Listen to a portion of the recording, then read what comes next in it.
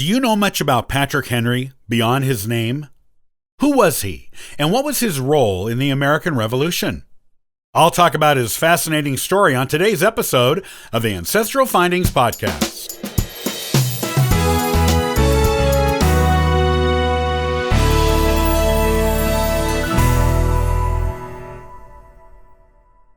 Patrick Henry is a name you often hear associated with the American Revolution.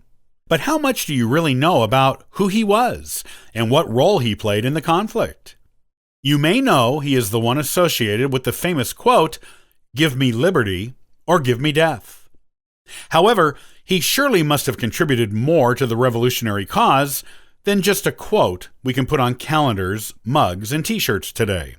In fact, Henry was a big player in the American Revolution and in the forming of the new government of the United States after it. Here's what you need to know about this interesting historical man. Born May 29th, 1736 in Hanover County, Virginia, Henry was the son of John Henry and Sarah Winston. John was an immigrant from Aberdeenshire, Scotland, who came to the colonies in the 1720s. Upon his arrival in Virginia, John married Sarah Winston, a wealthy widow whose first husband had been a Syme. Sarah's family descended from a prominent line of English ancestors. With Sarah's wealth from her family and her first marriage, she and John were able to provide a solidly middle-class upbringing for Patrick among the Virginia landed gentry. Patrick Henry was not as well educated as some of his revolutionary peers, but only because he does not seem to have had a proclivity for academics, as many of them did. He went to local schools until he grew bored with them. Then, he was tutored by his university-educated father. Once his schooling was done, he tried to start a business, but it was not successful. With nothing more to recommend him than a moderate amount of wealth and prominent family connections, Patrick Henry married Sarah Shelton in 1754 in the parlor of her family's house. Sarah's father gave her and Patrick 6 slaves as a wedding gift, along with one of his properties, the 300-acre pine slash farm just outside Mechanicsville. By virtue of his marriage, Patrick Henry moved up the ranks of Virginia society by becoming a slave owner and a landowner, thanks to his father-in-law. However, even given this substantial boost in starting their married life together, things did not go smoothly for Patrick and Sarah Henry. The farm was small, and so Patrick worked in the fields alongside the slaves. The land had already been ruined for tobacco planting by overplanting it there when Patrick was given it.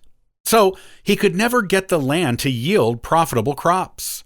Then their main house burned, forcing them to move to a 20 by 60-foot cabin with an attic on the property. When that proved to be too small for their growing family, Patrick and Sarah moved into a tavern owned by Sarah's father and eventually sold the land he gave them in 1764. After this, Patrick Henry began practicing as a lawyer.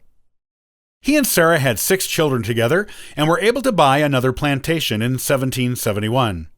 However, Sarah became insane and died in 1775. Patrick remarried in 1777 to 22-year-old Dorothea Dandridge. Patrick was 41 at the time of their marriage. They had 11 children together, and he was elected as governor of Virginia for 2 terms during their marriage. It was during his tenure as governor that he began his political and revolutionary career, though he first made a revolutionary statement more than a decade prior. Just after becoming a lawyer, he argued a case for the state of Virginia, debating the merits of a colony law the Crown had overturned. In his speech, he declared the king a tyrant who did not deserve the obedience of the people of the colonies.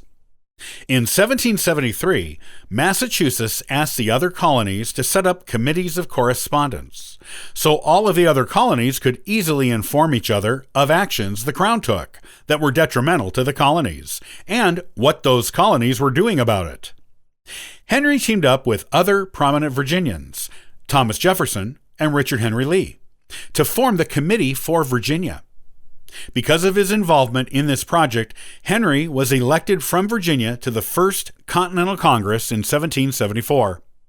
It was during a speech to the Virginia House of Burgesses in 1775, while serving as a representative to the Congress, that he gave his most famous speech, where he said, "Give me liberty or give me death." However, his involvement in the Revolution wasn't limited to mere congressional voting and oratory. He also served in the military during the war. Patrick Henry was appointed as colonel of the 1st Virginia Regiment in August of 1775. He led this militia against the royal governor, Lord Dunmore, to defend a store of gunpowder whose ownership between the colonists and the British was disputed. This campaign became known as the Gunpowder Incident. After the war, Henry served in the new state legislature of Virginia, in its new status as a state and not a colony. He was also elected as governor of Virginia again, only this time as a state governor instead of a colonial one. He was also a vocal opponent of the newly written and proposed, but not yet ratified, U.S. Constitution, arguing that it gave too much power to the federal government. When the Constitution came to Virginia's state legislature for approval, Patrick Henry argued passionately against it. His main reason for opposing the Constitution, other than the power it gave to the federal government, was the fact that it did not include a Bill of Rights for citizens. As he was a passionate supporter of the right to a trial by a jury of one's peers, he argued the Constitution must not be ratified until such protection was included in it.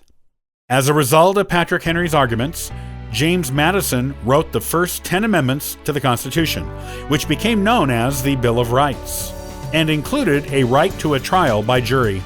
Therefore, not only was Patrick Henry a passionate and effective revolutionary, he is the reason our Constitution has the Bill of Rights, as we all enjoy to this day.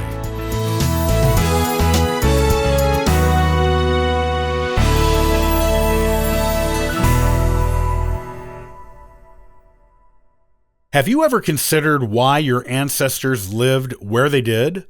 People have been moving throughout human history, but there has usually been a reason. Join me on the next episode of the Ancestral Findings Podcast, and I'll explain that learning the reason will reveal a lot of new and interesting genealogical information to you, and may even help you break down brick walls. Copyright by Ancestral Findings, all rights reserved.